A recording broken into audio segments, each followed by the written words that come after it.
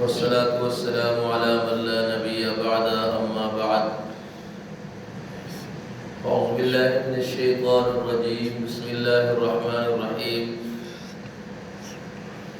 يا أيها الذين آمنوا لا تدخلوا بيوتا غير بيوتكم حتى تستأنسوا وتسلموا على أهلها ذلكم خير لكم لعلكم تذكرون فإن لم تجدوا فيها أحدا فلا تدخلوها حتى يؤذن لكم وإن قيل لكم ارجعوا فارجعوا هو أزكى لكم والله بما تعملون عليم ليس عليكم جناح أن تدخلوا بيوتا غير مسكونة فيها متاع لكم والله يعلم ما تبدون وما تكتمون.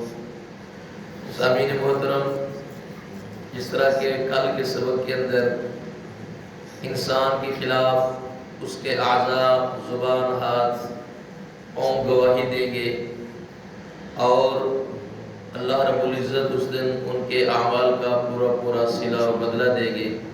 پھر ساتھ فرمایا جو خبیث عورتیں ہیں وہ خبیث مردوں کے لیے اور خبیث مرد خبیث عورتوں کے لیے، پاکیزہ عورتیں جو ہے وہ پاکیزہ مردوں کے لیے اور پاکیزہ مرد پاکیزہ عورتوں کے لیے. اب یہاں تک ہم عائشہ صدیقہ رضی اللہ تعالی عنہا کی برات قرآن کریم کی صورت میں اللہ نے مکمل فرمائی.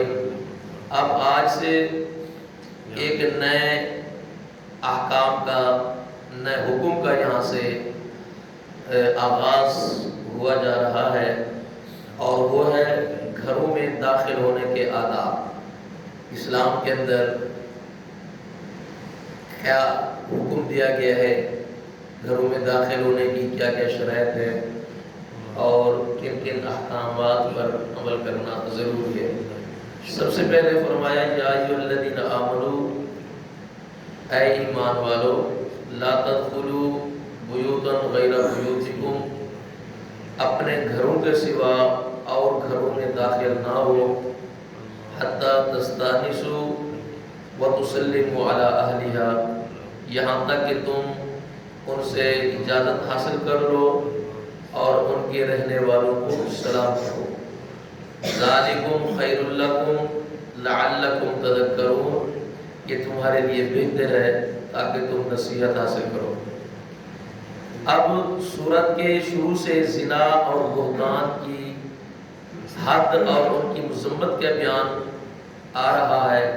اب ان احکام کا ذکر شروع ہوتا ہے جن سے مردوں اور عورتوں کے ایسے میل جول کی روک تھام ہوتی ہے جو زنا اور بہتان کا سبب بنتے ہیں. اور انہی میں سے سب سے پہلے ان احکام میں گھروں میں داخلے کی اجازت، نظر کی حفاظت، پردے اور نکاح کی تاکید اور دیگر ایسے کام جن سے انسان کو منع کیا گیا ہے، وہ اس آیتوں سے ان احکامات پر عمل کرنے کا ذکر شروع ہوا جاتا ہے. سب سے پہلے فرمایا غیر بیوتکم، یعنی اپنے گھروں میں داخلے کے لیے اجازت کی ضرورت نہیں.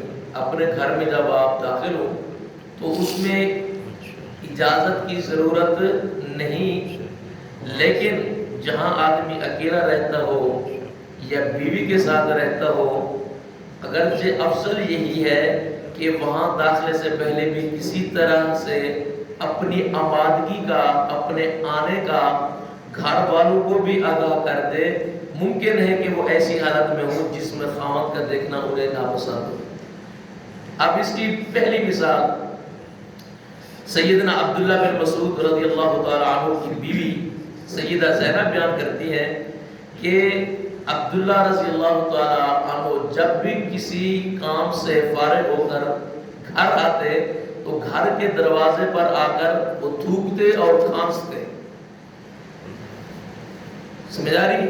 وہ تھوکتے یا کھانستے کہ کہیں ان کی نظر ہماری کسی ایسی چیز پر نہ پڑ جائے کہ جس حالت کو وہ ناپسند کرتے ہیں، تاکہ گھر والے وہ اپنے آپ کو کیا کر لیں، اس حالت میں صحیح کر لیں کہ ہمارا خاوند جو ہے، سیدہ زینب کہتی ہیں کہ ایسی حالت میں مجھے نہ دیکھ لیں کہ جس حالت کو وہ دیکھ کر ناپسند کرتے ہوں. تو سب سے پہلا حکم یہی ہے کہ آپ اپنے گھر میں داخل ہوتے ہوئے کہ سب سے پہلے کیا کریں، کھانسیں یا تھوکیں، تاکہ گھر والوں کو اپنی آمد کا جو ہے وہ متنبہ اور خبردار کر دیا جائے۔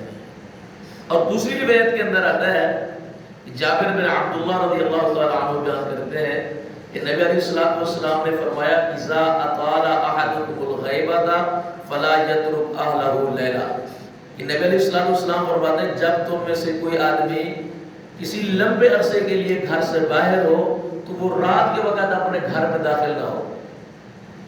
حدیث اس طرح کوئی بندہ کمانے گیا ہوا ہے یا کسی نوکری پہ ہے، 5 10 15 20 دن کے بعد وہ گھر آتا ہے تو رات کے وقت گھر نہ آئے۔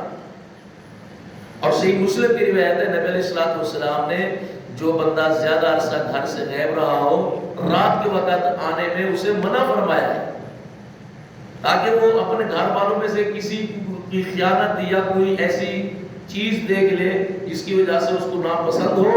تو اسی لیے رات کے وقت اپنے گھر والوں کو بھی یعنی اس صاحب کو بھی اپنے گھر کے اندر اجازت نہیں دی گئی یہاں تک کہ وہ رات جو ہے کسی جگہ پہ گزار لے اور صبح کے وقت اپنی آمد کا انہیں آگاہ کر دے تاکہ وہ اپنے گھر کی سیٹنگ ویٹنگ جو معاملات ہیں وہ درست کر لیں۔ یہ اسلام کا حسن ہے اور اس کا حکم دیا گیا ہے۔ اور اسی طریقے سے ایک اور معاملہ حتی تستانسو، یہاں تک کہ تم جو ہے ان سے اجازت حاصل کر لو۔ اب اجازت مانگنے کا طریقہ کیا ہے، اجازت کیسے مانگی جائے، اس کا طریقہ کیا ہے؟ تو بنو عامر کا ایک آدمی آیا اور اس نے رسول اللہ صلی اللہ علیہ وسلم سے آپ کے پاس آنے کی اجازت طلب کی، کہنے لگا کیا میں اندر آ جاؤں، کیا میں اندر آ جاؤں؟ تو نبی علیہ الصلوۃ والسلام نے اپنے خادم سے کہا کہ اس کے پاس جاؤ اور اسے اجازت مانگنے کا طریقہ سکھاؤ کہ وہ اس طرح کہے السلام علیکم ادخل، یہ اجازت مانگنے کا طریقہ ہے۔ پہلے کیا کرے السلام علیکم، پھر کہے کیا میں داخل ہو جاؤں؟ تو یہ بات اس آدمی نے سن لی اور اس نے فوراً یوں ہی کہا السلام علیکم ادخل، کیا آپ پر سلامتی ہو، اور اس کے بعد پھر اجازت مانگی کیا میں اندر آ سکتا ہوں؟ تو رسول اللہ صلی اللہ علیہ وسلم نے اسے اجازت دے دی۔ اب ایک اور مسئلہ یہاں سے، قلدہ بن حنبل رضی اللہ تعالیٰ عنہ کہتے ہیں کہ میں نبی علیہ السلام کے پاس گیا اور آپ کے پاس سیدھا چلا آیا اور آپ سے میں نے اجازت بھی نہ مانگی، نہ میں نے سلام کہا اور نہ اجازت مانگی۔ تو نبی علیہ السلام نے اسی محفل اور اسی مجلس سے مجھے کہا ارجع فقل السلام علیکم، یہاں اس مجلس سے واپس جاؤ اور وہاں آپ جا کر کے دوبارہ آؤ تو السلام علیکم کہو، اجازت مانگو تب اندر آؤ۔ ایسے نہیں ہے کہ آپ کسی مجلس میں کسی محفل میں بغیر کسی سلام کے اور بغیر کسی اجازت کے آپ اندر چلے جائیں، یہ منع ہے۔ نبی علیہ السلام نے اس صحابی کو واپس باہر بھیجا اور دوبارہ السلام علیکم کہہ کر کے اجازت مانگنے کی آپ نے انہیں حکم دی اور پھر وہ اجازت مانگ کر کے اس مجلس کے اندر اس محفل کے اندر آیا۔ تو اسی لیے میرے بھائیوں اجازت جو ہے وہ زیادہ سے زیادہ 3 مرتبہ مانگے، اگر اجازت نہ ملے تو واپس چلا جائے، اور یہ رسول اللہ کا حکم ہے۔ اجازت 3 مرتبہ مانگے، اگر مل جاتی ہے تو ٹھیک ہے، اگر اجازت نہیں ملتی تو واپس چلا جائے، تاکہ جو اس بندے کی عزت نفس بھی مجروح نہ ہو، جو کسی کے گھر کے سامنے باہر کھڑا ہو، اس کا کسی کا انتظار کر رہا ہو، اور پھر جو گھر والے ہیں ان کے دل میں بھی اس کا احترام ہو کہ فلاں کوئی بندہ آیا تھا، اس نے 3 مرتبہ اجازت مانگی ہے، اجازت نہیں دی تو اس نے ہمیں بلا وجہ تنگ نہیں کیا، واپس چلا گیا۔ یہ اسلام کا یہ ہمیں جو پیغام ہے اور یہی جو حکم ہے۔ اب دروازہ کھٹکھٹانے یا سلام کہنے پر اگر گھر والے پوچھے کون ہے تو اپنا نام بتائے، یہ نہ کہے کہ میں ہوں میں ہوں، اس طرح یہ بات کہتی ہے کہ میں نہیں، بلکہ وہ اپنا نام بتائے اور اپنا کام بتائے، اور اس کے بعد جو ہے اسی چیز کو نبی علیہ السلام نے جو ہے وہ ہمیں اجازت دی ہے۔ اب یہاں پر ایک اور بھی حکم وہ یہ ہے کہ اگر اجازت نہیں ملتی تو واپس چلا جائے، حتی تستانسوا فرجعوا الی اہلہا ذالکم خیر لکم لعلکم تذکرون۔ حضیر رضی اللہ تعالیٰ عنہ فرماتے ہیں کہ ایک آدمی آیا اور نبی علیہ السلام کے دروازے کے سامنے کھڑا ہو کر اجازت مانگنے لگا. اب گھر ہے، گھر کے دروازے کے سامنے اس نے اجازت مانگنے لگا. نبی علیہ السلام تشریف لائے. آپ نے فرمایا ہاکذا عنکا او ہاکذا، کہ تو دروازے کے سامنے آ کر کے اجازت مانگ رہا ہے، یا ادھر ہو جاؤ یا ادھر ہو جاؤ.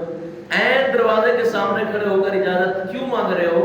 اور یہی تو وجہ ہے کہ اس وجہ سے جو ہے اجازت یہی دی گئی ہے کہ گھر کا پردہ جو ہے وہ محفوظ رہے. اور تو گھر کے سامنے دروازے کے سامنے کھڑا ہو کر اجازت مانگ رہا ہے، تو یہ شرعاً ممنوع ہے کہ آپ کسی کے گھر اجازت مانگنے کے لیے جائیں تو دروازے کی اس سائڈ پہ کھڑے ہو جائیں یا اس سائڈ پہ کھڑے ہو جائیں، بالکل عین دروازے کے سامنے کھڑا نہ ہوا جائے. ایک اور روایت کے اندر آتا ہے نبی علیہ السلام نے فرمایا اگر کوئی آدمی کسی کے گھر میں جھانکتا ہے بلا اجازت اور بغیر کسی گھر والوں کی اجازت کے، اس کی آنکھ کو پھوڑ دیا جائے کنکری مار کر کے.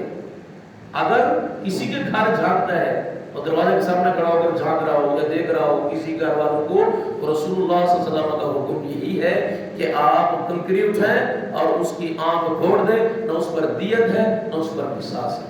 اتنی بڑی وعید ہے، اتنا بڑا حکم ہے. تو یہ گھروں میں داخلے کے احکام اور اس کا طریقہ کار. تو اللہ رب العزت فرماتے ہیں ذالکم خیر لکم، یہ تمہارے لیے بہت ہی بہتر ہے، لعلکم تذکرون، تاکہ تم نصیحت حاصل کرو. فإن لم تجدوا فيها أحدا فلا تدخلوها حتى يؤذن لكم، اگر تم اس گھر میں کسی کو نہ پاؤ، یعنی اب اگر تم نے ایسی جگہ پر گئے ہو، اگر تم ان میں سے کسی کو نہ پاؤ تو ان میں داخل نہ ہو. ٹھیک ہے، فلا تدخلوها، پھر بھی ان میں داخل نہ ہو. حتی یؤذن لکم، یہاں تک کہ تمہیں اجازت دی جائے. وَإِنْ قِيلَ لَكُمْ ارْجِعُوا فَارْجِعُوا، اور اگر تم سے کہا جائے واپس چلے جاؤ تو واپس ہو جاؤ. وَأَزْكَىٰ لَكُمْ، یہ تمہارے لیے زیادہ پاکیزہ ہے. وَاللَّهُ بِمَا تَعْمَلُونَ عَلِيمٌ، اور اللہ جو کچھ تم کرتے ہو اسے خوب جاننے والا ہے. اب یہ دوسرا حکم ہے. گھر والے کہتے ہیں آپ یہاں سے چلے جاؤ تو اس کو چپ کر کے واپس چلا جانا چاہیے. اور ساتھ ہی اللہ رب العزت فرماتے ہیں لیس علیکم جناح ان تدخلوا بیوتا غیر مسکونۃ فیہا متاع لکم واللہ یعلم ما تبدون وما تکتمون، تم پر کوئی گناہ نہیں کہ ان گھروں میں داخل ہو جن میں رہائش نہیں کی گئی، جن میں تمہارے فائدے کی کوئی چیز ہو، اور اللہ جانتا ہے جو تم ظاہر کرتے ہو اور جو تم چھپاتے ہو. ہاں، ایسے گھر جہاں پر کوئی رہتا نہیں ہے اور تم نے ان کے اندر جانا تمہارے لیے فائدہ مند ہے، تو پھر ضرورت نہیں ہے اجازت لینے کی. جہاں پر ہر خاص اور عام کے لیے وہ دروازے کھلے ہوں تو ان کے اندر بلا اجازت آپ جا سکتے ہیں. مثال بطور جس طرح اسٹیشن ہو گئے، بسوں کے اڈے ہو گئے، مسافر خانے، ہوٹل، دکانیں، مساجد، کھانے پینے اور رہائش کے ہوٹل، اور وہ مہمان خانے جن میں جانے کی ایک دفعہ اجازت مل چکی ہو. اسی طرح وہ مکانات جو بے آباد، ویران اور اجڑے پڑے ہوں ان کے اندر آرام کر لینا، سایہ حاصل کر لینا اور رات گزارنا وغیرہ جائز ہے. ایسی صورت میں اجازت نہ بھی مانگی جائے تو کوئی مسئلہ نہیں ہے. اسلام کا ہمیں یہ پیغام ہے. اور ساتھ اللہ رب العزت فرماتے ہیں واللہ یعلم ما تبدون وما تکتمون، اللہ جانتے ہیں جو بھی تم ظاہر کرتے ہو اور جو بھی تم چھپاتے ہو. تو یہ آج کا جو پیغام تھا سورہ نور کے اندر گھروں کے اندر اجازت کے احکام، آداب اور طریقہ کار رسول اللہ صلی اللہ علیہ وسلم نے مکمل وضاحت کے ساتھ بیان فرما دیا ہے. اللہ سے دعا ہے اللہ رب العزت ہم سب کو ان احکام پر عمل کرنے کی توفیق عطا فرمائے.